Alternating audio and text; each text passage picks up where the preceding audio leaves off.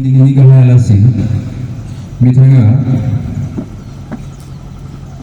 Guard और लांफांगासिनो दङ जोंनि पेरेटिं नोंथांमोनखौ बेनि थाखाय थियारि जानो थाखाय गुरै खावलायबाय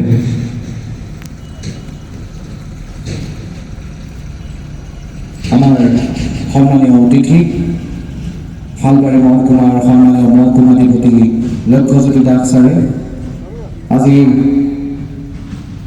দেশৰ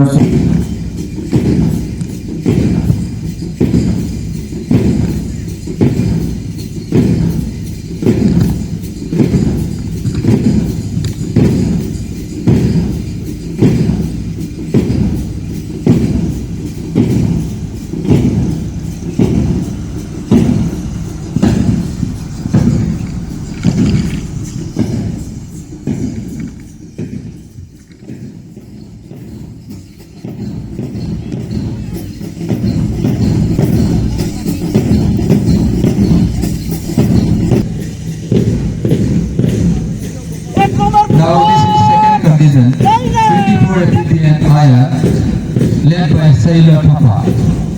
Sailor Papa নেতৃত্ব দিয়া 24 এপিআর বিয়ানৰ আগবাঢ়িছে। Now this is third team, NCT Salbari College, led by Kiran Narjari. কিৰণ নাৰ্জাৰী নেতৃত্ব দিয়া হালবাৰী কলেজৰ এনচিচি গোট আগবাঢ়িছে। Now this is Salbari SS School Boys team, led by Dilip Goyal. Dilip গোৱাৰীয়ে নেতৃত্ব লোৱা হালবাৰী হাই ছেকেণ্ডাৰী স্কুলৰ বইজ দলটো আগবাঢ়িছে। This is Girls Team Salbari High Secondary School, led by Moromi Goyal. মৰমী গোৱাৰীয়ে নেতৃত্ব লোৱা চালবাৰী হাই ছেকেণ্ডাৰী স্কুলৰ ছোৱালীৰ দলটো আগবাঢ়িছে। Next, this is Hatarki Puresali Boys Contingent, led by Cyclone Academy.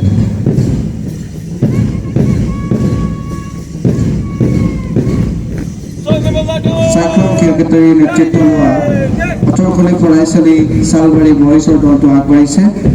This is Hatarki Puresali Girls Contingent, led by Zimpi Rani Boro. অটৰখি ফৰাইচালি girls নেতৃত্ব লৈছে জিম্পি মণি Bodo. Next, there is from St. Xavier English School Boys Contingent, led by Alombar Basumatari. অলম্বৰ বসুমতাৰীয়ে নেতৃত্ব লোৱা scent Xavier school boys দলটো আগবাঢ়িছে।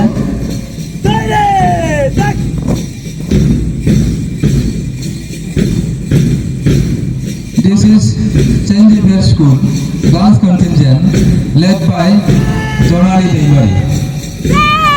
জোনালী দৈমাৰীয়ে নেতৃত্ব লোৱা চেণ্ট জেভিয়াৰ স্কুল তেওঁলোকৰ ছোৱালী দলটো আগবাঢ়িছে। Next, this is Good Shepherd National School Boys Contingent, led by Zinku Deimari.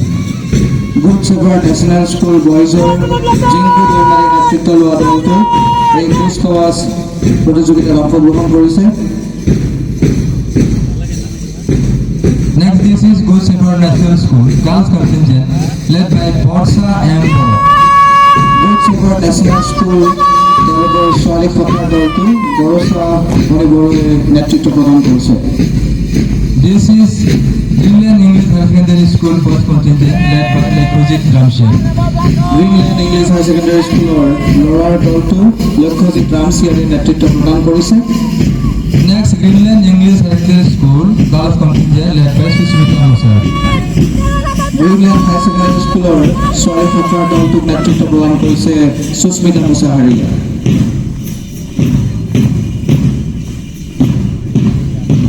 Next, this is Salbari Girls High School, led by Sima Musari. সীমা মুছাহাৰীয়ে নেতৃত্ব প্ৰদান কৰিছে চালবাৰী গাৰ্লছ হাই স্কুলৰ দলটোক।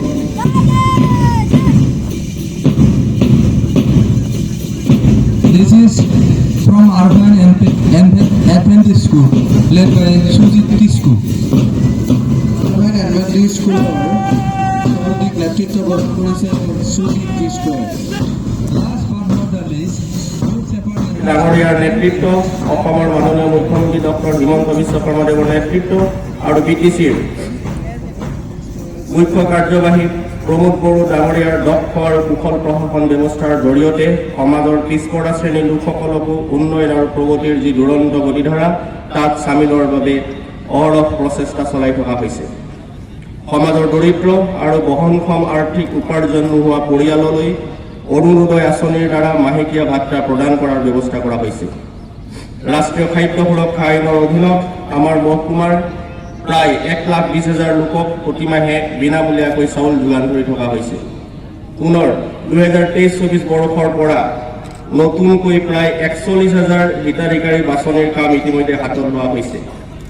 মাননীয় প্ৰধানমন্ত্ৰী মহোদয়ৰ পদক্ষেপত আমাৰ দেশৰ প্ৰতিটো পৰিয়ালে যাতে বিশুদ্ধ খোৱা পানী লাভ কৰি সুস্বাস্থ্য বৰ্তাই ৰাখিব পাৰে তাৰ বাবে সমগ্ৰ দেশতে অভিলাষী জল জীৱন মিছনৰ অধীনত প্ৰতিটো পৰিয়ালকে দৈনিক 55 লিটাৰকৈ বিশুদ্ধ খোৱা পানী যোগানৰ ব্যৱস্থা কৰা হৈছে। এই উদ্দেশ্যৰে আমাৰ শালবাৰী মহকুমাটো জনস্বাস্থ্য আৰু কাৰিকৰী বিভাগৰ দ্বাৰা 95টা নতুন পানী যোগান আঁচনিৰ কাম হাতত লোৱা হৈছে। ইয়াৰ উপৰি স্বচ্ছ ভাৰত গ্ৰামীণ দ্বিতীয় পৰ্যায়ৰ আঁচনিৰ অধীনত পঞ্চায়ত আৰু গ্ৰামোন্নয়ন বিভাগৰ যৌথ প্ৰচেষ্টাত মহকুমাৰ বিভিন্ন অঞ্চলত ৰাজহুৱা শৌচালয় আৰু গোটা আৰু জুলীয়া জাবৰ পৃথকীকৰণ তথা নিষ্কাশনৰ কাৰণে ব্যৱস্থা হাতত লোৱা হৈছে। এইসমূহ আঁচনি ৰূপায়ণৰ হেতু ৰাইজৰ সক্ৰিয় সহযোগিতা কামনা কৰিলোঁ। শ্ৰদ্ধা ৰাইজ, বৰ্তমানৰ আমাৰ ৰাজ্য চৰকাৰে কৃষি খণ্ড আৰু কৃষকসকলৰ উন্নয়নৰ লক্ষ্যৰে যথেষ্ট ফলপ্ৰসূ আঁচনি হাতত লৈছে। ইয়াৰ ভিতৰত PM কিষাণ আঁচনিৰ অধীনত সমগ্ৰ দেশৰ লগতে আমাৰ ৰাজ্যখনতো কৃষকসকলক আৰ্থিক সাহায্য প্ৰদান কৰা হৈছে। আমি জানো যে আমাৰ এই বাক্সা জিলা ধান উৎপাদনৰ ক্ষেত্ৰত যথেষ্ট চহকী। আমাৰ কৃষকসকলে যাতে তেওঁলোকৰ উৎপাদিত ধান তথা অন্য শস্য সামগ্ৰীসমূহ বিক্ৰীৰ বাবে ওচৰতে বজাৰ লাভ কৰিব পাৰে তাৰ প্ৰতি লক্ষ্য ৰাখি কৃষি বিভাগৰ জৰিয়তে আৰু ভাৰতীয় খাদ্য নিগমৰ জৰিয়তে বিভিন্ন অঞ্চলত পোনপটীয়াকৈ ধান ক্ৰয়ৰ ব্যৱস্থা কৰা হৈছে। আমাৰ শালবাৰী মহকুমাৰ প্ৰায় 28,065জন কৃষকে PM কিষাণ আঁচনিৰ অধীনত আৰ্থিক উদগনি লাভ কৰিবলৈ সক্ষম হৈছে। ইয়াৰ উপৰি প্ৰতি কুইণ্টল ধানত 2,040 টকাকৈ অনুমোদিত কেন্দ্ৰৰ দ্বাৰা কৃষক ৰাইজে বিক্ৰী কৰিবলৈ সক্ষম হৈছে।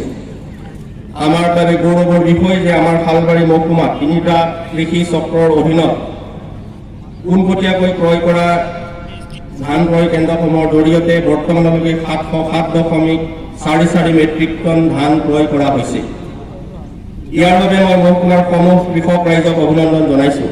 লগতে ৰাইজক ইয়াৰ পৰাই আহ্বান জনাওঁ যে কোনো মধ্যভোগীৰ কবলত নপৰাকৈ তেওঁলোকে তেওঁলোকৰ উৎপাদিত শস্য সামগ্ৰী বিভাগীয়ভাৱে অনুমোদিত ক্ৰয় কেন্দ্ৰত বিক্ৰী কৰি আৰ্থিক আয় লাভ কৰে যেন।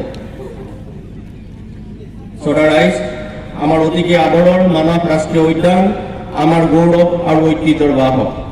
বিগত বৰ্ষৰ দৰে এইবাৰো মানস ৰাষ্ট্ৰীয় উদ্যানত পৰ্যটক সহায়ক হিচাপে দীৰ্ঘদিন সেৱা আগবঢ়োৱা শ্ৰী ৰুস্তম বসুমতাৰীয়ে অসম গৌৰৱ সন্মান লাভ কৰি আমাক গৌৰৱান্বিত কৰিলে। আমি এই মঞ্চৰ পৰাই পুনৰবাৰ ৰুস্তম বসুমতাৰীক ৰাজহুৱাভাৱে অভিনন্দন জ্ঞাপন কৰিলোঁ। আশা কৰোঁ ৰুস্তম বসুমতাৰীৰ যি আদৰ্শ তাৰ দ্বাৰা অনুপ্ৰাণিত হৈ আমাৰ এই অঞ্চলৰ যুৱকসকলে পৰ্যটন ক্ষেত্ৰত নিজকে নিয়োজিত কৰি জৈৱ বৈচিত্ৰ্য সংৰক্ষণৰ কাৰণে কাম কৰাৰ লগতে আমাৰ অঞ্চললৈ অহা পৰ্যটকসকলক সহায় হোৱাকৈ সেৱা আগবঢ়াব তথা আমাৰ অঞ্চললৈ গৌৰৱ কঢ়িয়াব। আমাৰ বাবে আন এক গৌৰৱৰ বিষয় যে শেহতীয়াকৈ হৈ যোৱা অসম আৰক্ষীৰ নিয়োগ প্ৰক্ৰিয়াত কামাণ্ডো বাহিনীত ৰাজ্যৰ ভিতৰতে বাক্সা জিলাৰ পৰা সৰ্বাধিক সংখ্যক যুৱক যুৱতীয়ে নিযুক্তি লাভ কৰিবলৈ সক্ষম হৈছে। মই আশা কৰোঁ অনাগত দিনত তেওঁলোকে নিজ নিজ কৰ্মক্ষেত্ৰত নিজ নিজ দক্ষতাৰে উজ্বলি উঠিব আৰু তেওঁলোকক অনুসৰণ কৰি আমাৰ উঠি অহা প্ৰজন্মই চৰকাৰী নিয়োগ খণ্ডত নিজকে নিয়োজিত কৰিবৰ বাবে অধ্যৱসায় কৰিব। আমি জানো যে বিগত কিছু বছৰৰ আগতে আমাৰ সমাজত ড্ৰাগছ বা অন্যান্য মাদক দ্ৰব্যৰ যি প্ৰচলন আছিলে সি আমাৰ সমাজত সামাজিক অস্থিৰতা সৃষ্টি কৰিছিলে। কিন্তু বৰ্তমানৰ ৰাজ্য চৰকাৰখনে ড্ৰাগছ তথা অন্যান্য মাদক দ্ৰব্যৰ বিৰুদ্ধে যি দৃঢ় পদক্ষেপ লৈছে ইয়াৰ দ্বাৰা বিগত বছৰসমূহত ড্ৰাগছৰ প্ৰচলন কমাৰ লগতে যথেষ্ট সংখ্যক দুষ্কৃতিকাৰীক কৰায়ত্ব কৰি তেওঁলোকক শাস্তি প্ৰদান কৰিবলৈ সক্ষম হৈছে।